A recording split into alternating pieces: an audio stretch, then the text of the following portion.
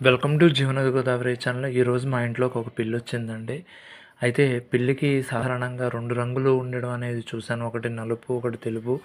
అలాగే కొంచెం గోధుమ రంగులో ఉండేటువంటి పిల్లిని కూడా చూశాను.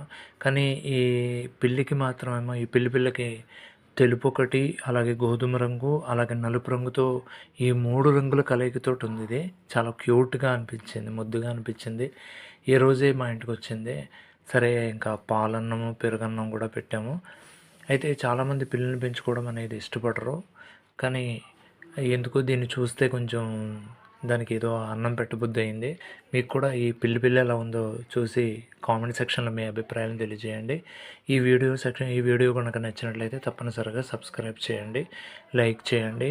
నా వీడియోలను తప్పనిసరిగా ఆదరిస్తున్నందుకు, అలాగే మీరు సబ్స్క్రైబ్ చేసినందుకు, అలాగే కామెంట్ సెక్షన్లో మీ అభిప్రాయాలను పెడుతున్నందుకు కూడా నేను అందరికీ కూడా ధన్యవాదాలు తెలియజేస్తున్నాను.